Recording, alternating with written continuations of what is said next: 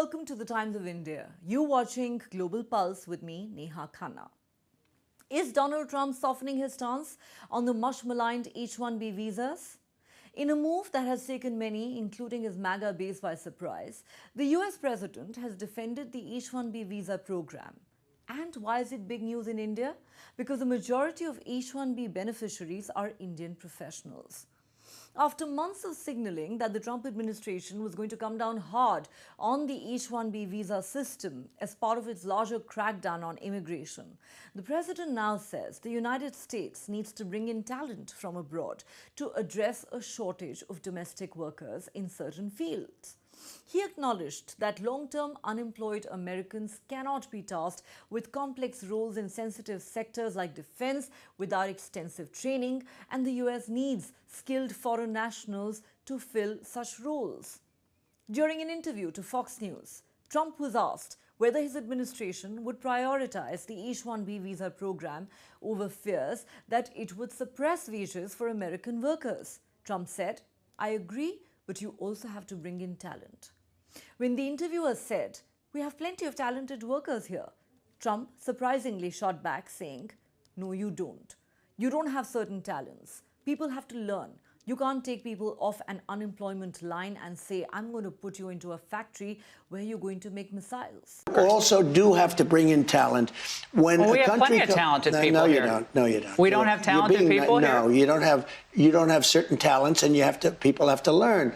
You can't take people off an unemployment line and say, I'm going to put you into a factory where we're going to make missiles. Trump also pointed to an Immigration and Customs Enforcement or ICE raid at a Hyundai facility in Georgia in September. He said they raided because they wanted illegal immigrants out. There were people from South Korea at the facility who made batteries all their lives. Making batteries is very complicated. It's not an easy thing. Very dangerous, a lot of explosions, a lot of problems. They had 500 or 600 people, early stages, to make batteries and to teach people how to do it. They wanted them to get out of the country. You're going to need them.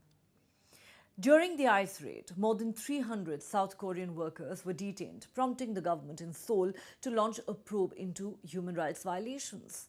Officials said they did not receive any prior notice of the raid. When Trump visited South Korea last month, he claimed he was very much opposed to the raid. The interviewer followed up on her question to Trump by asking, "So you're saying the H-1B visa program remains important?" Trump replied, "Yes. If you want America to keep its edge, you also have to bring in talent." He was then told some would say that conflicts with an America First labor policy.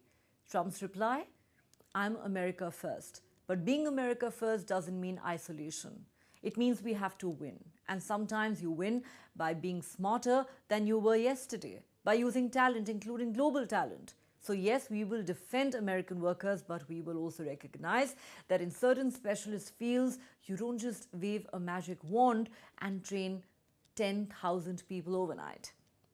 The US president's rare endorsement of the H-1B visas came less than 2 months after his administration hiked the annual fee for the visa program to a staggering $100,000, leaving expats across America, including scores of Indians, stunned and deeply worried.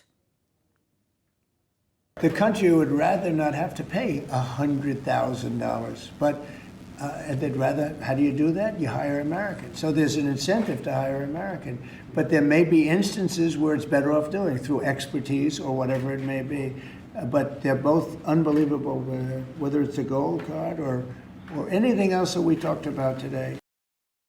They're $100,000 per year. So the whole idea is no more will these big tech companies or other big companies train foreign workers. They have to pay the government $100,000, then they have to pay the employee. So it's just not economic. If you're going to train somebody, you're going to train one of the recent graduates from one of the great universities across our land. Train Americans, stop bringing in people to take our jobs. That's the policy here, $100,000 a year for H-1B visas, and all of the big companies are on board. We've spoken to them about the gold card. They love it.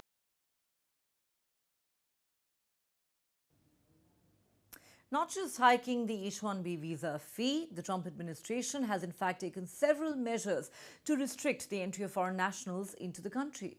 According to a proclamation issued by Trump on the 19th of September, H-1B employees, including current visa holders, would be denied entry to the US unless their employer has paid the amount for the employee. The announcement triggered massive panic. The White House then clarified that the new fee applied only to fresh applicants and not current visa holders. The reason this is a major issue for India is because Indian professionals received over 70% of the total H-1B visas in 2024. That's primarily because of a huge backlog in approvals and a high number of skilled immigrants in the US being from India. For months now, MAGA supporters had been demanding a crackdown on H-1B visas, with some going as far as to demand an abolition of the program.